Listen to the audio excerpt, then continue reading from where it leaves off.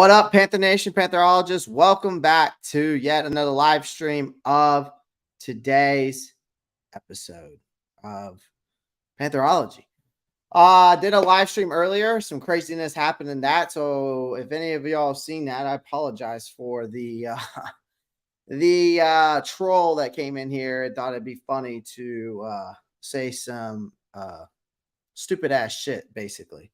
So but anyways, it's no big deal. We're going to move on from it, and we're going to dive into today. Basically, we're going to be getting to know the New Orleans Saints better after that Week 1 victory they had against the Tennessee Titans. Then we're going to be breaking down some key matchups into this game that we're going to be looking out for, right?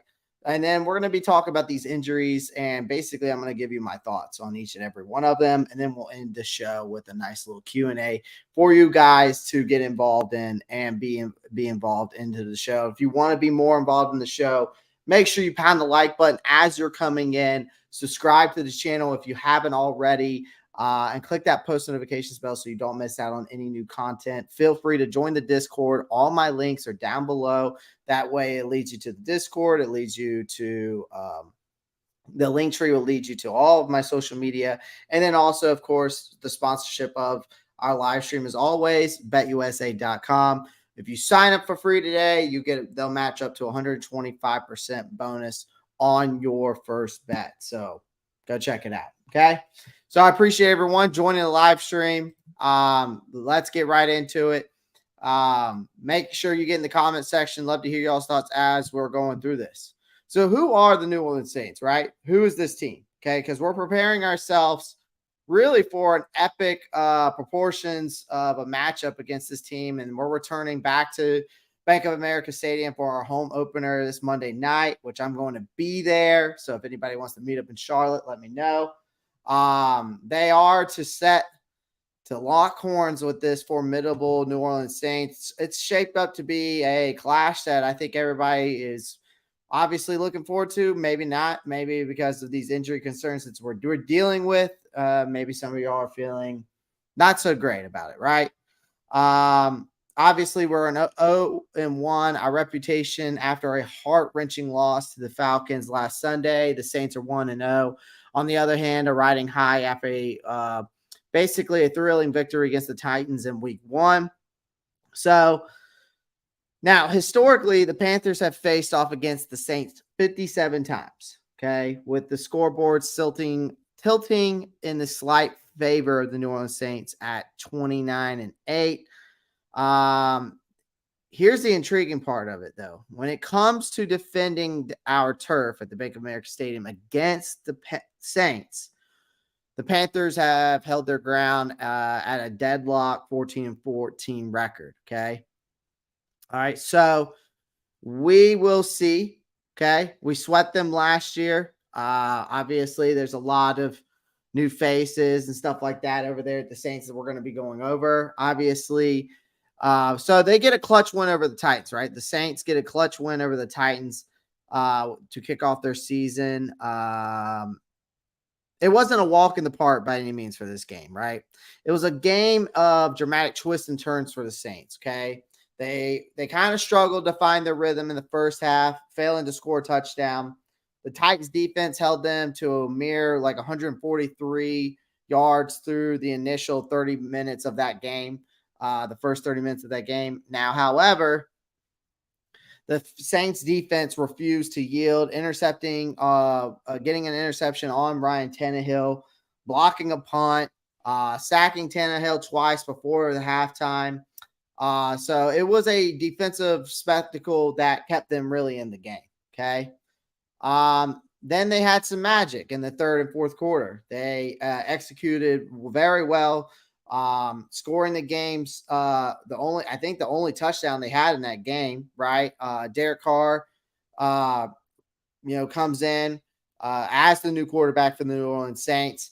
They got there. He connected with Rashid Shaheed for a 41-yard completion on a crucial third down play in the game. And then running back Jamal Williams, another new face on the team.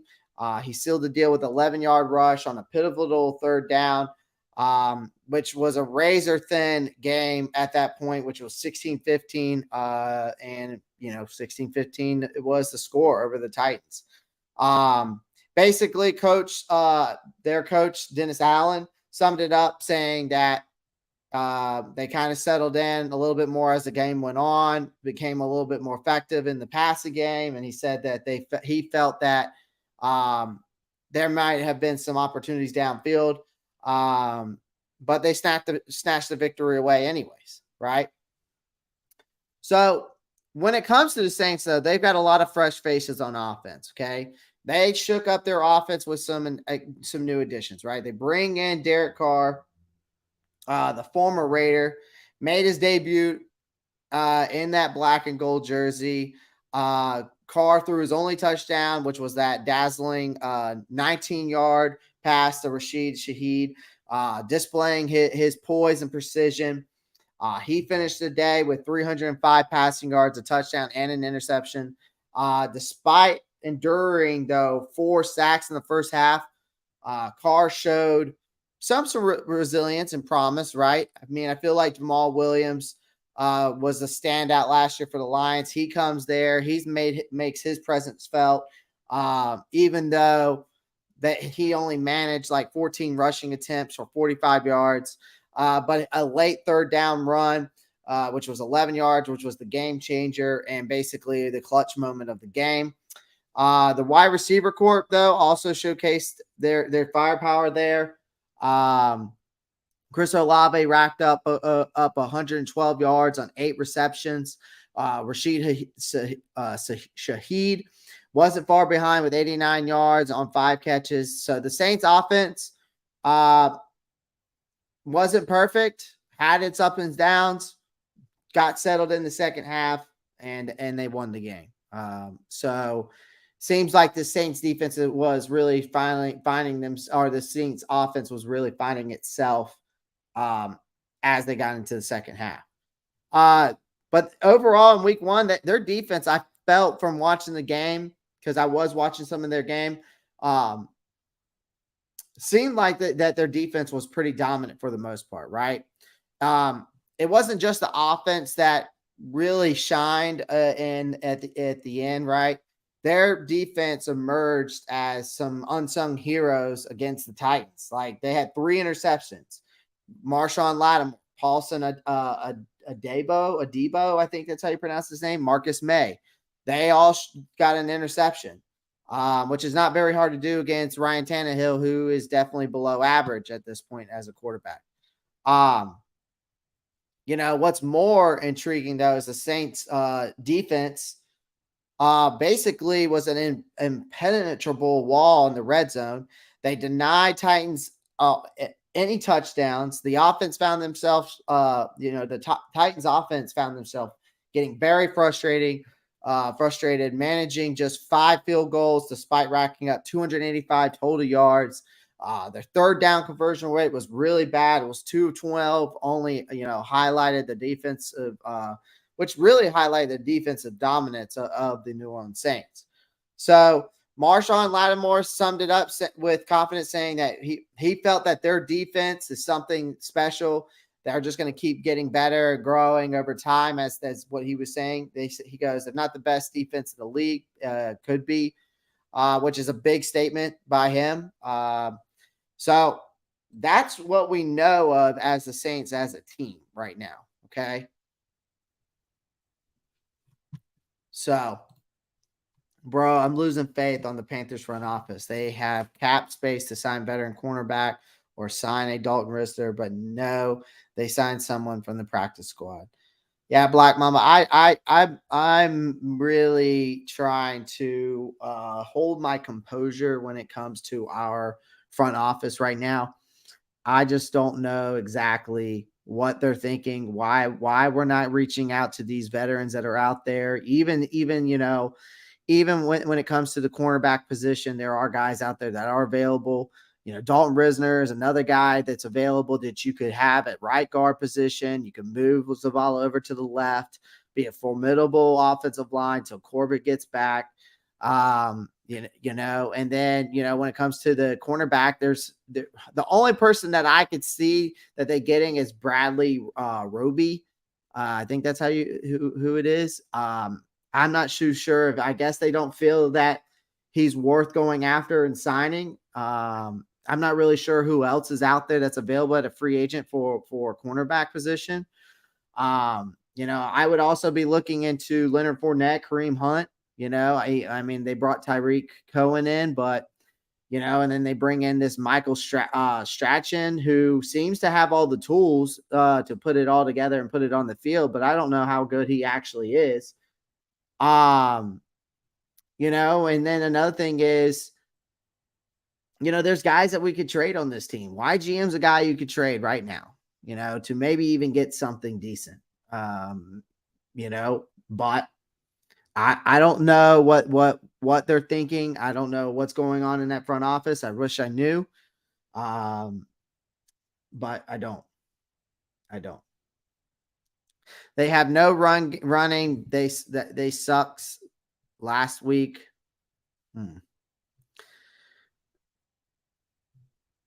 Do you think we should trade Andy? Do you think we should trade Andy Dalton? I mean, the only person that's really looking for a quarterback right now is the Jets, right? I mean, we're not going to get a Garrett Wilson or anybody. I mean, we might not. We're not going to get any. I don't think we would get anybody from the Jets with a trade for Andy Dalton. I just don't see it. And then it's like, who do you bring in as Bryce's backup? Right? Do you call up Matt Corral? I don't think so. I don't know, man. This front office is making me question a lot of things right now. Really, I'm on the fritz on a lot of things going on with this front office. It's really hard to explain and understand. I wish I knew more, but I don't. I wish I was in that front office. I wish I knew what they were talking about and who they're calling and stuff like that, but I just don't. It's hard for us as Carolina Panthers fans to see things from afar when we're not in there. But we've kind of have to have this mentality that everybody's having, and even Frank Wright's having, is the next man up.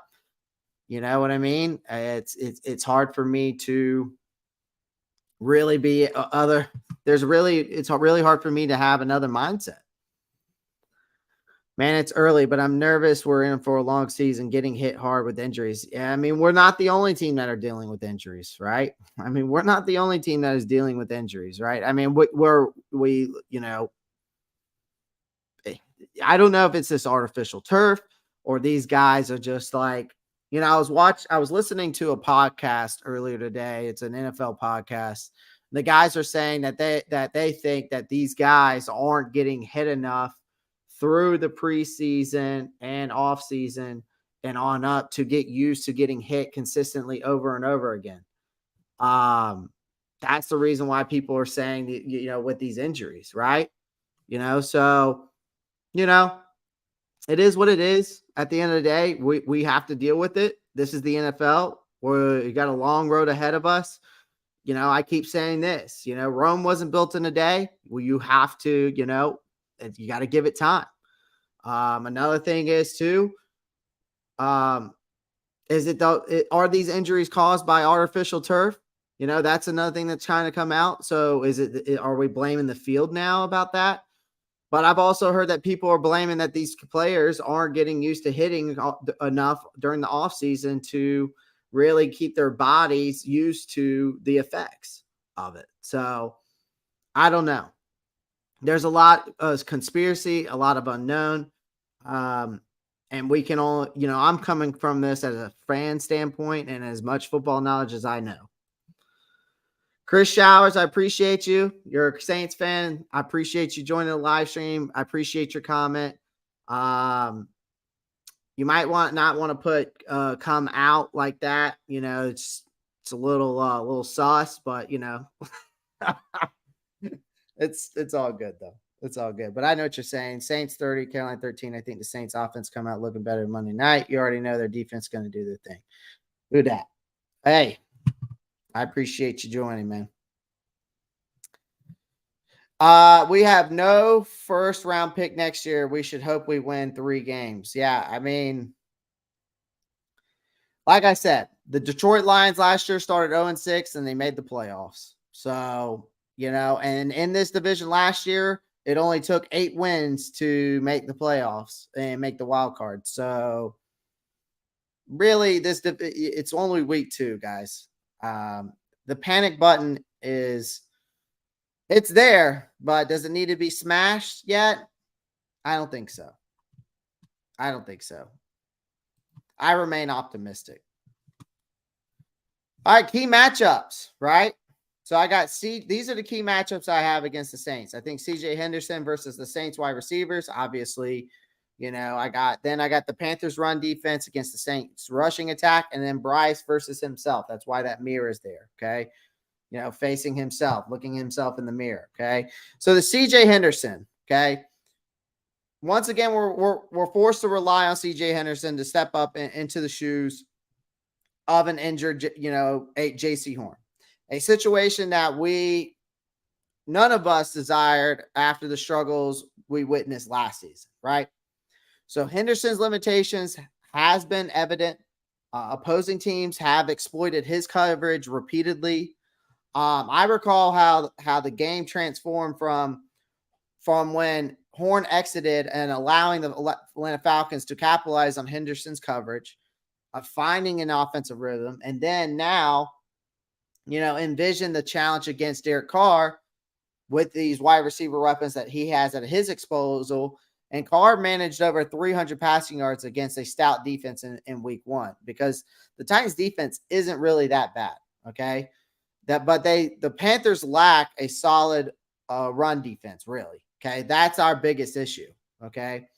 Now, whether it's Dante Jackson on Chris Olave or Henderson facing off against Michael Thomas, neither option really bodes well for us. Okay, let's be honest. Okay, Brian Burns might not tip the scales in their favor, though. The fate of this game really rests heavily on how Henderson performs, and it's a fact that we cannot ignore, right? We cannot ignore. Guys, I appreciate everyone joining the live stream. Make sure you pound that like button as you're coming in. Get in the comment section. Let me know your thoughts as well. Okay, so the Panthers run defense versus the Saints rushing attack, right? Before the injuries and the rookie mishaps, the Panthers run defense stands out as a glaring concern to me, okay? When you face the Atlanta Falcons, the Panthers had no answer for their 2 rushing attack with Bijan and Tyler Algier. Okay. They allow both running backs to average over 5 yards per carry. So when the Falcons abandoned their pass game, the Panthers struggled really to contain the run. Okay. Communication, tackling issues really plagued our team. When you're facing a Tyler Algier and Bijan Robinson, that twice a year really spells a nightmare for our defense, right? Unless improvements come out of the blue, right? The good thing is, the only thing I can say the good thing is from that standpoint is that the Saints didn't really run the ball very well against the Titans. So Could that change? Maybe so, because we're not very good against the run. Okay. So it might be more about personnel than coaching at this point. So without a significant boost in overall ability, this matchup against the Saints and Jamal Williams could be another an interesting affair. Really, we'll see how it goes. Honestly, at this point, right now, Bryce Young versus himself. That's why that mirror is there. All right, he's facing himself. Right in the NFL, mental fortitude is really a rookie's greatest challenge, in my opinion. Mistakes are really inevitable, right? But how one reacts to these, right, really can define a quarterback as they go on throughout a season and through their career. Okay, Bryce Young faces a test of character in week 2. Okay, talent alone won't suffice. Okay, Young must show. He has to show that he can be resilient. What's the word I'm looking for? Resilient in the face of adversity. Okay, shake off the bad plays and decisions. Trust in his abilities. Okay, so this game is another test for him in his NFL career, where his readiness for the big stage could be scrutinized. Really. Okay, many rookies have faltered due to self-doubt. Okay, Young must prove that he has the confidence and the swagger needed to thrive as an NFL quarterback. And I think he does. Okay, not saying that he doesn't, but he needs to continue to prove that to me. This showdown is not just a football test, but it's a mental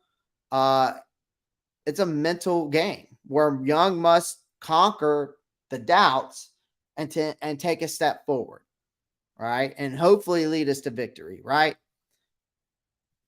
So these matchups is what stands out to me. I think this is what's really going to shake the outcome of this game so we'll see. I'll be there live watching. I can't wait to really be there in Charlotte at the game. So I'm looking forward to that. All right, let's move on. So some injuries. Obviously, we all know about this. But I wanted to give you my thoughts about it. So here's the thing. We've been known for our offensive line stability in the past. And we obviously had I thought we played a very good game from an offensive line standpoint against the Falcons. Okay. But obviously with Brady Christensen, who has hit an unexpected roadblock. Okay.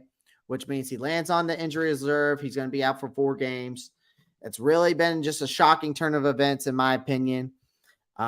He's been a beacon of consistency. He's played every snap during the season opener.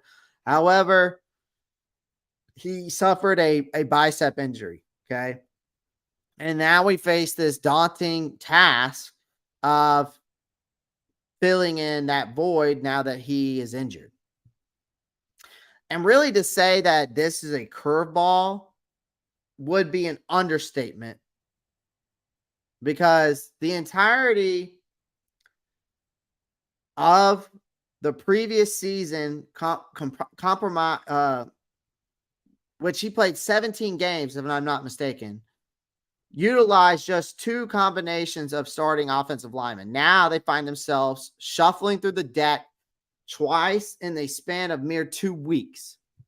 So the immediate question that arises, though, with this whole thing to fill the void of Brady Christensen is, Chandler Zavala, who started at right guard in the previous game, obviously presents a compelling option, right? Because in his college career, NC State, his versatility and potential chemistry that he had with Ike Ekwonu makes this a obvious, I think probably makes the most obvious move, right? Justin Graham comes in and says, I heard that he's out for the season. Justin Graham, he's on IR. He'll be out for 4 games from my understanding. I have not heard that he's out for the season. It's just a bicep injury. I don't think he tore his bicep. If he tore his bicep, he would be out. But from my understanding, it's not a torn bicep. So I've been only told, and from what I've heard and seen, it's only going to be 4 games. I know JC Horn's out for the season. Well, no, JC Horn. All right, I'm gonna look this injury update up. Let's make sure I'm right before, or I want to make sure I'm right before I really say anything.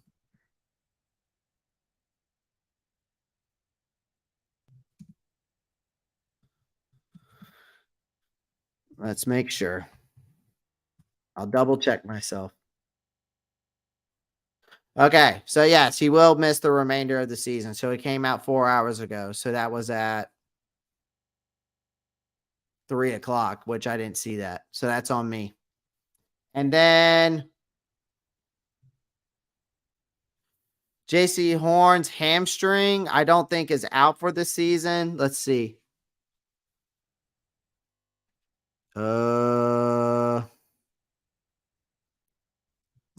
So Christensen's out for the season. How long is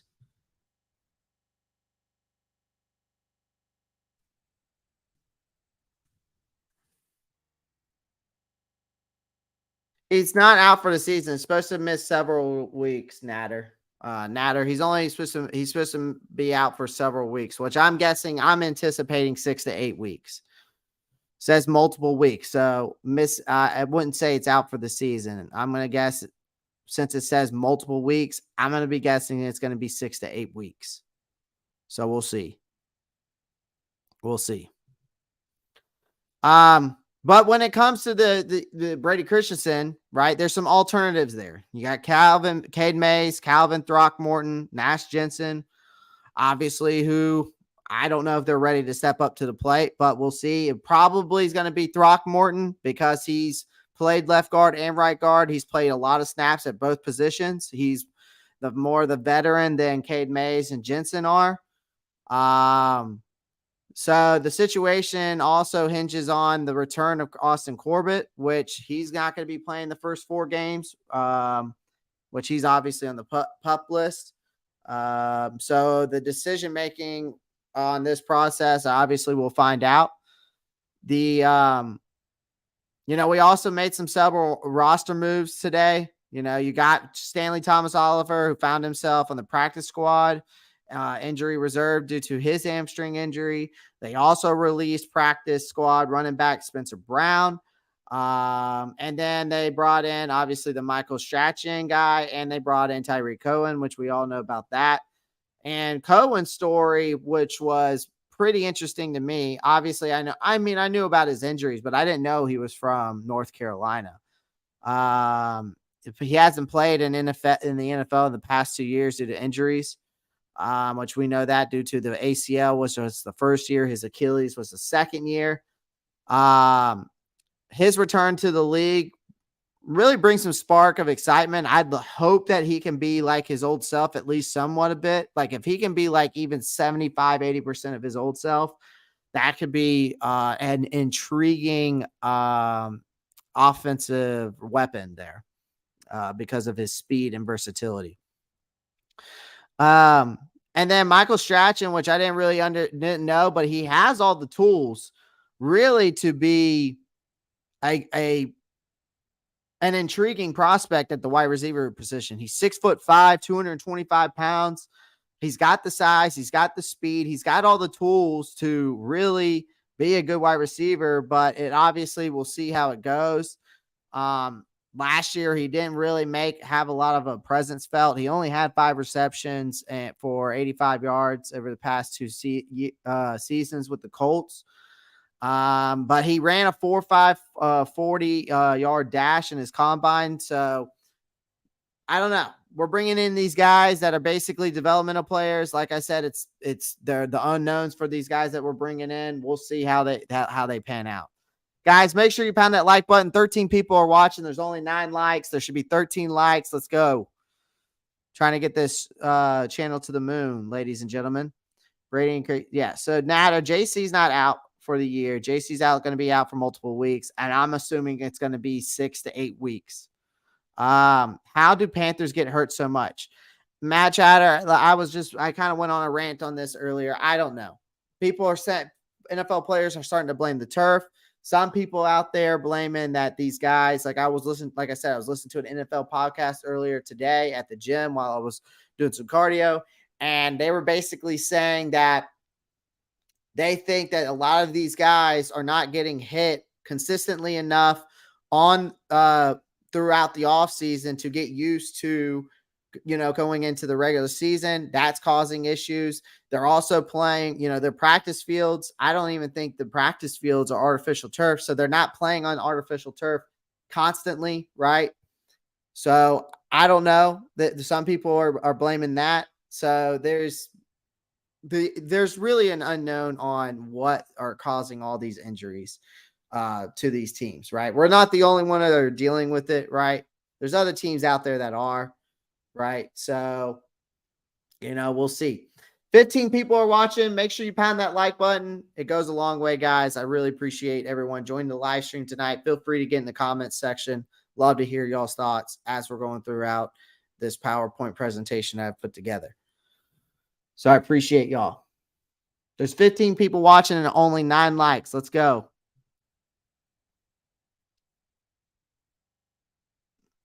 All right, let's move on. Let's go talk about JC Horn now. So really, this one was also a twist of fate, right? It happened last week. We saw it. It was unexpected. I mean, honestly, I wouldn't say it's unexpected.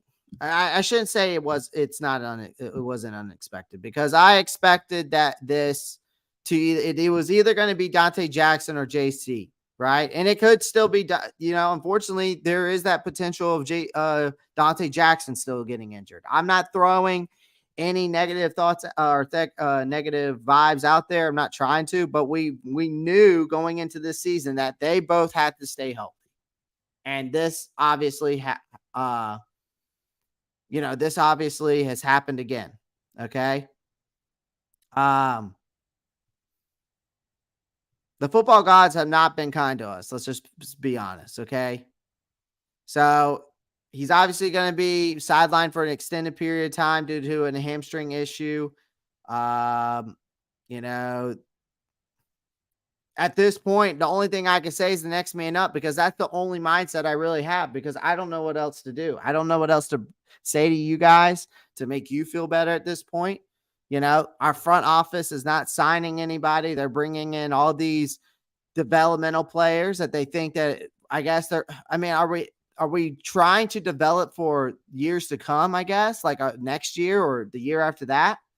Like, is that their mindset, or is it that they're, trying to save this cap space so that they can sign Brian Burns? Like, I don't understand what's going on with our front office. There's so much obviously unknown that I can't explain, but there's multiple scenarios that are going through my head, right?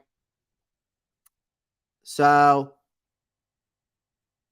the severity of the injury remains a matter of a mystery, right? There's multiple opinions to understand the full extent of his injury. It's obviously the only way they've described it is a serious hamstring injury. The decision to place Horn on the injured reserve list obviously has become a conversation. The coaching staff is navigating some treacherous waters, really contemplating whether surgery is a last resort or should be pursued. They don't know. Obviously, this was a freak thing.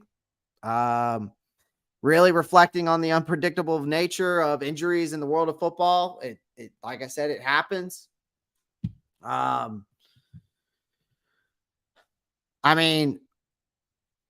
As soon as he went down, he grabbed his leg. So we knew the immediate reaction really signaled the gravity of the situation.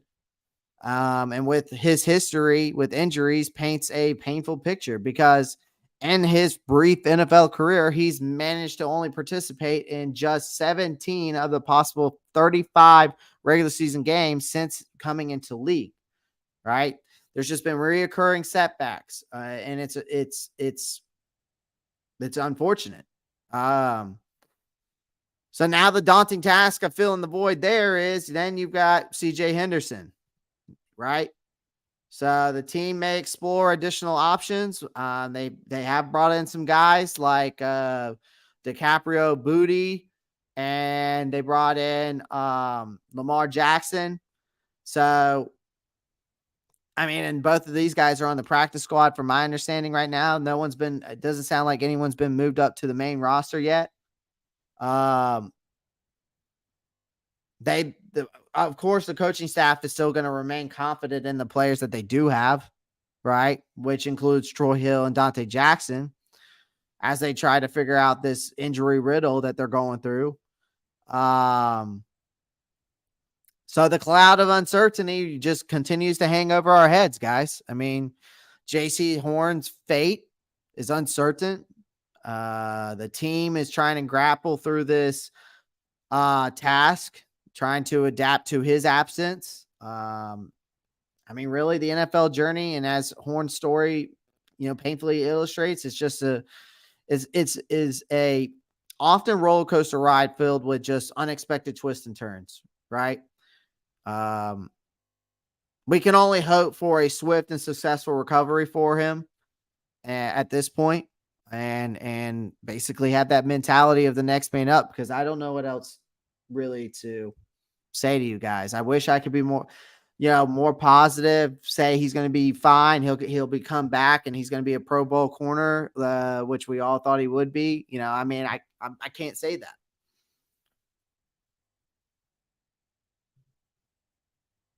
Yeah, I mean, and it's starting to come out to the point, Matt Chatter, that they're saying that is he injury prone, right? Is he injury prone?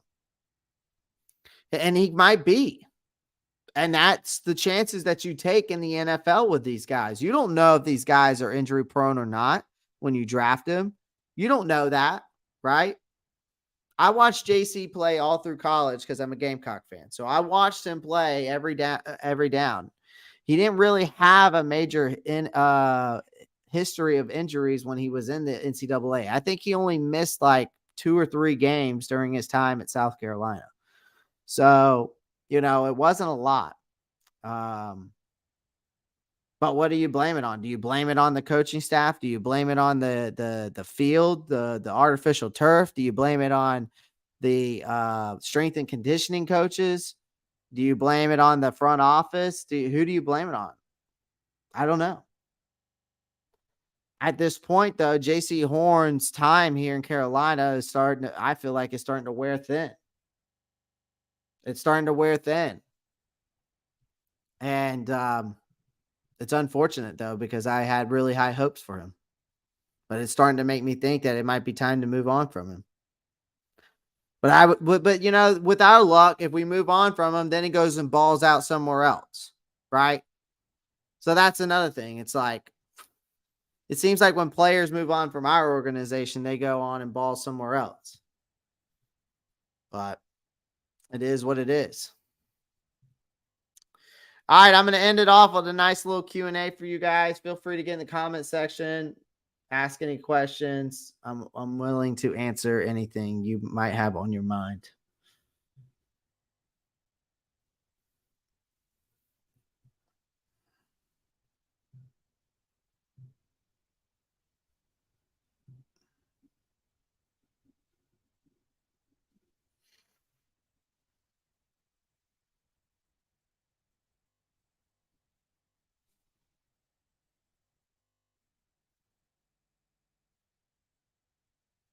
Wow. He's injury prone. Move on. He won't last again. I mean, that might be true. I mean, it might be something that we're going to have to move on from. It is what it is. It is what it is at the end of the game.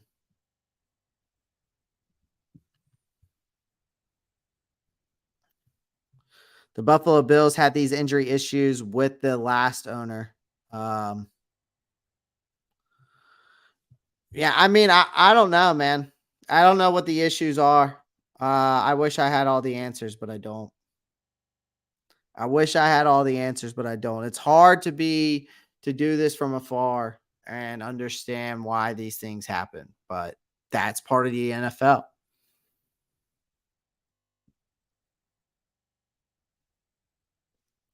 Well, the state of the art facility in Rock Hill doesn't seem like it's happening anymore after what happened after the news that we found out last year about David Tepper. So I don't know if that's still going on or not. I don't know if they're still building that facility out there in Rock Hill or not.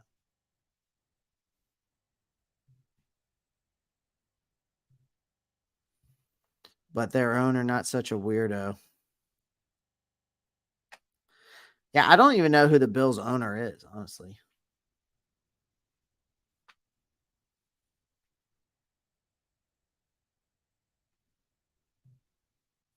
Horn is here for at least another year until his rookie contract is over. Makes no sense to get rid of him until it's time to pick up his options. Yeah, I mean that's what I figured, Justin. I mean, I'm not saying get rid of him, but I'm not saying get rid of him. I think that's the best option that you have at this point. Um, there's nothing. There's Justin. I mean, there's really nothing much we really can do. You just keep him, and then if you don't want to pick up his 5th-year option, you don't. Maybe you can't trade him away when he's injured, so it's not that. That's not how it works. So you know, it is what it is. It is what it is. I appreciate everyone coming in and smashing that like button. I appreciate everyone coming in, subscribing to the channel if you haven't. If you did, I appreciate everybody that joined the Discord, signed up on BetUS, and checked out all my other links and followed me there. Appreciate everyone that does that. As long as you smash the like button, you're good with me. Yeah, that's why you have so many injuries. No, they're not. But yeah, I didn't think so anymore. Terry Pegula. I'm gonna have to look him up. He's one of the wealthiest owners, but Tepper may be wealthier. I think Tepper is the most. I think Tepper is the most wealthy owner in the NFL. If I'm not mistaken. Let me look up most wealthiest.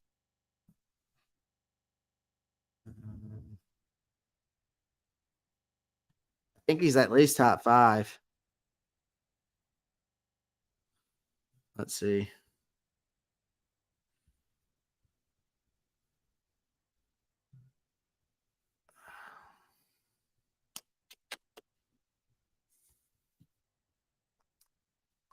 Let's see.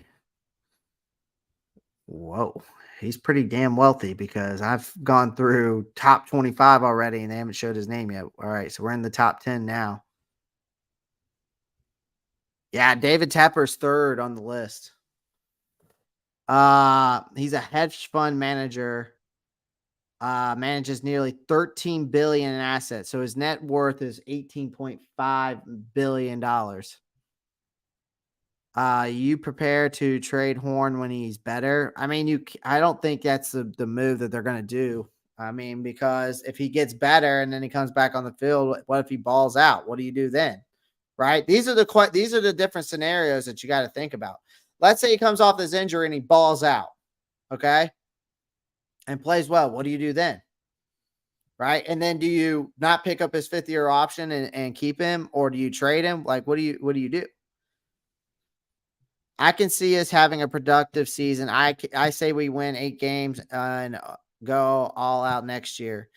I'm just thinking that's kind of like, that's what people are asking. Like, why is our front office getting all these young developmental talent? And I think that they're trying to build these young and developmental talent because they want to try to build for next year, the 3 years down the line.